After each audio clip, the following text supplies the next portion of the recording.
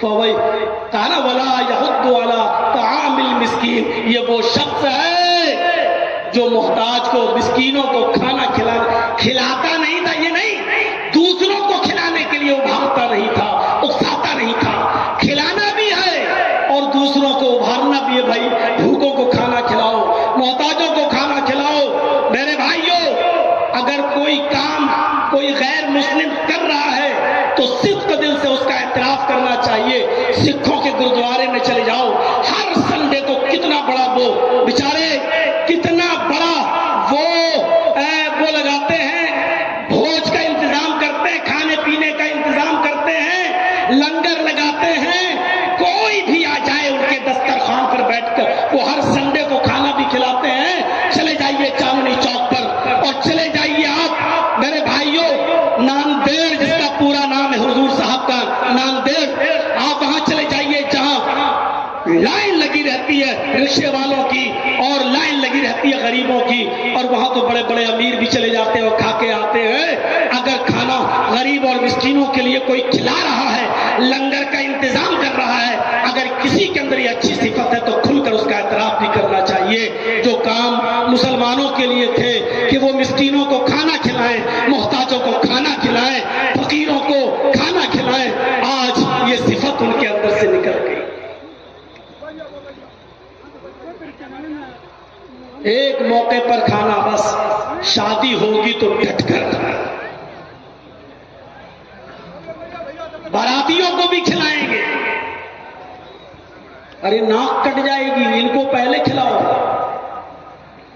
نہیں تو زندگی بھر میری بیٹی کو تانے سننا پڑیں گے۔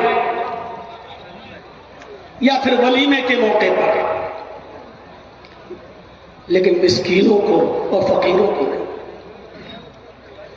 اللہ ایک دوسرے شخص کو بلائے گا اور اس سے بھی کہے گا اے میرے بندے، دنیا میں پیاسا تھا، تو نے مجھے پانی کیوں نہیں پلایا؟ کیسا لگ رہا ہے؟ اللہ کہے گا کہ میرے بندے میں پیاسا تھا، تو نے مجھے پانی کیوں نہیں پلایا؟ حالانکہ وہ پیتا بھی نہیں ہے۔ بندہ کہے گا اے اللہ تجھے کیسے پلا سکتے ہیں، تو تو ان چیزوں سے پاک ہے۔ اے اللہ تو ساری کائنات کو پلانے والا تھا، تو خود پیتا نہیں ہے، پھر میں تجھے پانی کیسے پلاؤں؟ اللہ کہے گا میرے بندے، دنیا میں تیری چوکٹ پر میرا بندہ گیا تھا، پیاس کی وجہ سے تڑپ رہا تھا، تو نے اس کو پانی پلایا ہوتا، تو نے اس کو پانی پلایا ہوتا تو مجھے تو اپنے پاس پاتا، یعنی میں تیری مدد کرتا، میں تیرے کام آتا، تو نے میرے بندے کو پانی نہیں پلایا، میں نے بھی تیری مدد نہیں کی، کیا تیری مدد کروں؟ تیسرے حصے پر نظر رکھیے، کوئی چیز چھوڑی ہی نہیں ہے۔ انسان کو ان چیزوں کی بنیادی طور پر ضرورت ہے، کھانے کی، پینے کی۔ ہم لوگ بھی بولتے ہیں کپڑا، لتا، مکان۔ تیسرا سوال تیسرے شخص سے، اے میرے بندے، دنیا میں ننگا تھا، تو نے مجھے کپڑا کیوں نہیں پہنایا؟ جملہ دیکھیے، میرے بندے دنیا میں ننگا تھا، تو نے مجھے کپڑا کیوں نہیں پہنایا؟ اللہ تو ساری کائنات کو پہناتا ہے، تو ان چیزوں سے پاک و صاف ہے، تجھے کیسے پہنائے کوئی؟ تو سب کو پہنانے والا ہے۔ تشبیہ ہوتی ہے، کی جاتی ہے۔ ایک دوسری حدیث قدسی میں خود اللہ کے رسول نے فرمایا کہ اللہ فرماتا ہے العز ازاری والکبریاء ردائی فمن نازعنی فی کل واحد منہما فقد عذبته عذابا شدیدا۔ یہ بھی مسلم شریف کی حدیث ہے۔ یہاں اللہ تعالیٰ نے خود دو کپڑوں کا لفظ استعمال کیا، میرے بندوں میں بھی دو کپڑے پہنتا ہوں، العز ازاری، عزت میری لنگی ہے، والکبریاء ردائی، تکبر میری چادر ہے. تم جس طرح کپڑے پہنتے ہو میں بھی کپڑے پہنتا ہوں، لیکن تشبیہ کیا دی؟ العز ازاری، عزت میری لنگی ہے. کوئی آدمی اپنے آپ کو دنیا میں عزیز بننے کی کوشش نہ کرے، میں سب سے بڑا عزت والا. کوئی آدمی دنیا میں اپنے آپ کو متکبر نہ بنائے، میں کچھ ہوں، میں یہ ہوں، میں وہ ہوں. کبھی کبھی فون پہ تم ابھی معلوم ہے تم کس سے بات کر رہے ہو، جانتے ہو میں کون بول رہا ہوں. یہی ہے وہ تکبر. اللہ کہتا ہے یہ دونوں چیزیں میرے لیے ہیں، العز ازاری والکبریاء ردائی، عزت میری لنگی ہے، والکبریاء ردائی، اور تکبر میری چادر. ان دونوں کپڑوں کو میں بھی پہنے ہوئے ہوں. فمن نازعنی فی کل واحد منہما، یہ دونوں چیزیں میرے لیے ہیں. اگر ان دونوں چیزوں میں سے کوئی ایک چیز بھی اگر میرے کسی بندے نے مجھ سے چھیننے کی کوشش کی، فمن نازعنی فی کل واحد منہما، ان دونوں میں سے کوئی ایک چیز بھی مجھ سے چھیننے کی کوشش کی، فقد عذبتہ، بس اتنا نہیں کہا کہ میں اس کو عذاب دوں گا، فقد عذبتہ عذابا شدیدا، میں اس کو دردناک سخت عذاب دوں گا. بخاری کی روایت ہے، لا يدخل الجنہ من کان فی قلبہ مثقال ذرۃ من کبر، جس کے دل میں رائی کے دانے کے برابر، سرسوں کے دانے کے برابر بھی تکبر ہوگا، وہ جنت کے اندر داخل نہیں ہوگا. رائی کا دانہ کہاں پہنچا دیا اللہ نے. سرسوں کے دانے کے برابر بھی اگر کسی کے دل میں تکبر ہوگا، میں کچھ ہوں، میں کچھ ہوں، لا يدخل الجنہ، وہ جنت میں داخل نہیں ہوگا. غور کیجیے آپ. اور حضرت عمر فاروق نے جب کسی غلام کو اپنے تھپڑ مار دیا تھا تو بعد میں اس نے کہا تھا، امیر المومنین تھپڑ مارنے کا برا نہیں مانتا میں، لیکن بس میں جا رہا ہوں، آپ تنہائی میں تھوڑی دیر کے لیے اتنا سوچ لینا، کیا آپ نے مجھے تھپڑ جو مارا ہے وہ جائز مارا ہے یا ناجائز مارا ہے؟ اپنے ملازموں پر ظلم کرنے والوں، اپنے ماتحتوں پر دھوس جمانے والوں، ذرا غور کرو. حضرت عمر فاروق نے کہا، میں استنجا کر رہا تھا، پیشاب کر رہا تھا، اور تو امیر المومنین چلا رہا تھا. جب تجھے معلوم ہے کہ میں استنجا کر رہا تھا تو تجھے چیخنا نہیں چاہیے، چلانا نہیں چاہیے. اس نے کہا، امیر المومنین مجھے نہیں معلوم تھا کہ آپ استنجا کر رہے ہیں، بھلا اگر میں دیکھ لوں کہ آپ استنجا کر رہے ہیں، پیشاب کے لیے بیٹھے ہوئے، تو میں کیوں کہوں گا؟ میری نظر آپ کے اوپر نہیں پڑی، اگر پڑ جاتی تو میں کیوں چیختا؟ حضرت عمر نے کہا، کیا تم یہ بات حلف باللہ کے ساتھ کہہ سکتے ہو؟ اس نے کہا، میں اللہ کی قسم کھا کر کہتا ہوں کہ مجھے نہیں معلوم کہ آپ استنجا کر رہے تھے. حضرت عمر نے کہا، جب تو نے اللہ کی قسم کھا کر یہ بات کہہ دی تو پھر اب میں نے جو تھپڑ مارا ہے تجھے ناجائز مارا ہے، ادھر آؤ، اب تو بھی بدلہ لے لے. یہ رہا میرا گال، جتنی زور سے میں نے تجھے تھپڑ مارا اتنی زور سے تو بھی مجھے مار لے. اس نے کہا، امیر المومنین آپ کو اپنی غلطی کا احساس ہو گیا، میں نے معاف کیا. فرمایا، نہیں، اسی دنیا میں تمہیں انتقام لینا ہوگا، اسی دنیا میں تمہیں بدلہ لینا ہوگا. قیامت کے دن میں اپنی ایک نیکی بھی تمہیں نہیں دے سکتا ہوں. تم اس لیے مجھے معاف کر رہے ہو کیونکہ میں امیر المومنین ہوں، اس کی وجہ سے تم مجھے نظر انداز کر رہے ہو؟ نہیں. اس نے پھر کہا، جس طرح میں نے قسم کھا کر اعتراف کیا کہ اللہ کی قسم میں نے آپ کو استنجا کرتے ہوئے نہیں دیکھا، اسی طرح میں اللہ کی قسم کھا کر کہتا ہوں کہ میں نے دل سے آپ کو معاف کر دیا.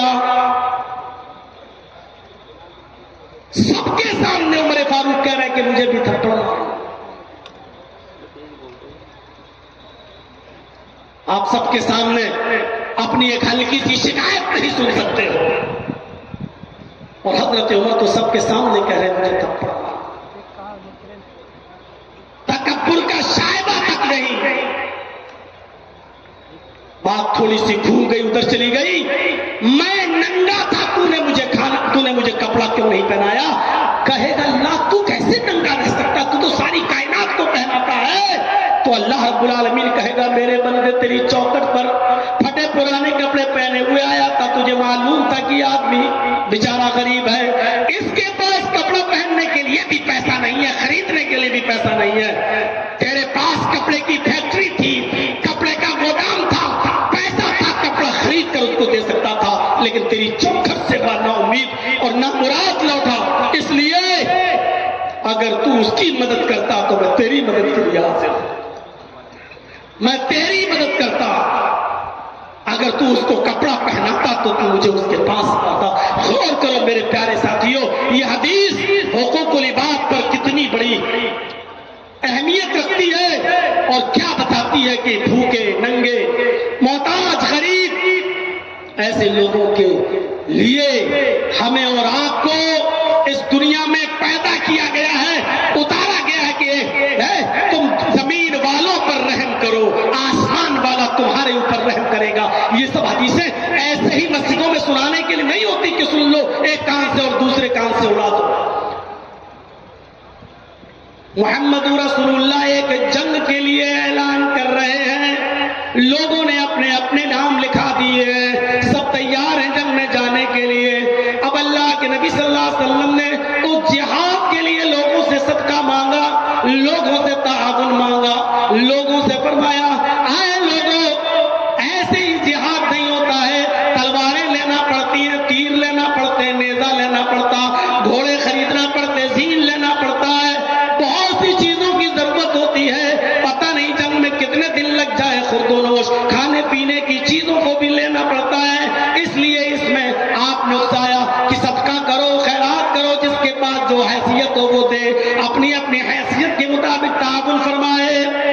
دارمی اور طبرانی کے الفاظ ہیں، اللہ کے نبی تعاون مانگ رہے ہیں۔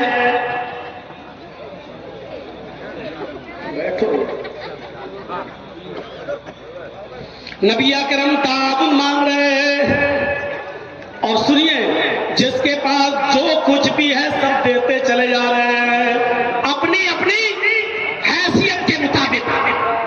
جو واقعہ سنا رہا ہوں دلچسپ اور زبردست واقعہ ہے، میرے بھائی جو ذرا سنیے گا۔ کسی کے پاس یہ ہے تو اس نے یہ دے دیا، کسی کے پاس وہ ہے تو اس نے وہ دے دیا، کسی کے پاس چند کھجوریں تو اس نے چند کھجوریں لا کر دے دی۔ سنو، آئے اسلامی لوگ کے زبردست فیلڈ میں اعظم گڑھ مئو اور اطراف و اجناس سے تشریف لانے والوں، ہزاروں کی تعداد میں یہاں جمع ہو کر بیٹھ کر سننے والوں، غور سے سنو۔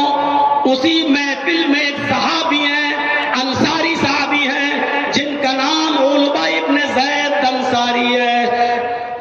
ان کے پاس ان کے گھر میں دو کھجوریں بھی نہیں ہیں جو وہ دو کھجوریں دے سکے، کچھ نہیں ہے ان کے پاس دینے کے لیے۔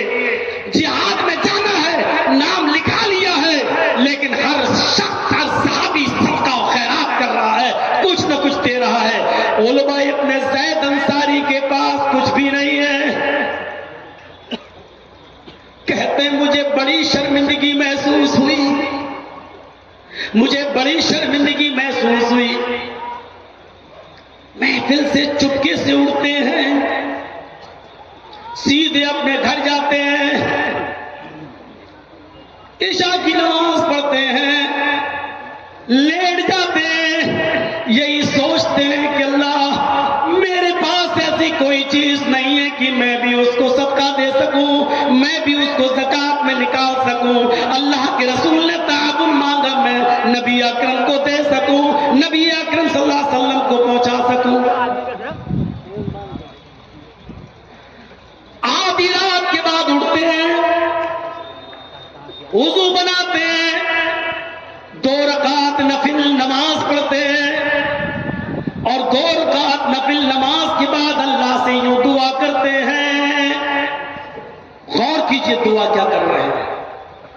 دعا کرتے ہیں اللہم انہ لیس عندی شیء ما اتصدق به الہ العالمین. تیرے نبی نے صدقہ و خیرات تعاون مانگا. اللہ کے ہر بندے نے، تیرے ہر بندے نے اپنی اپنی حیثیت کے مطابق جو تھا اس کو دیا. محمد رسول اللہ کو پہنچایا، کچھ نہیں تھا، 2 کھجوریں تھی وہ دیا. انہ لیس عندی شیء، اے اللہ میرے پاس کوئی ایسی چیز نہیں ما تصدق به، جس کو میں صدقہ دے سکوں، جس کو میں خیرات کر سکوں. میرے پاس کوئی چیز نہیں. میں نے نبی اکرم کو کوئی صدقہ نہیں دیا، میں نے نبی اکرم کو کوئی خیرات نہیں دیا. میں نے محمد رسول اللہ نے اللہ کی راہ میں جو مانگا، میں نے محمد رسول اللہ کا کوئی تعاون نہیں کیا.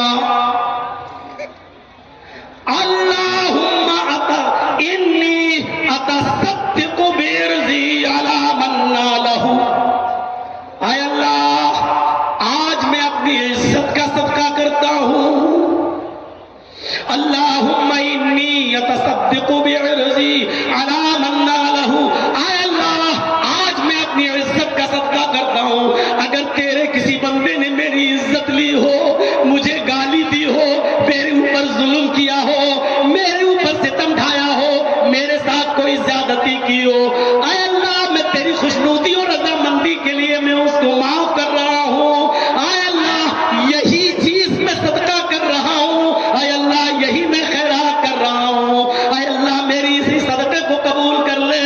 اے اللہ جانے انجانے میں اگر کسی نے مجھے گالی دی ہو، اگر کسی نے میرا حق مارا ہو، اگر کسی نے میری عزت کے ساتھ سودے بازی کی ہو، مجھے لعن و ملامت کیا ہو، اے اللہ کسی نے میرے اوپر ظلم کیا ہو اور میں نے اس سے کوئی بدلہ نہ لیا ہو، اے اللہ اللہم انی اتصدق بعرضی. اے اللہ میں اپنی اس عزت کا صدقہ کرتا ہوں، میں اپنی اسی عزت کو صدقہ دے رہا ہوں.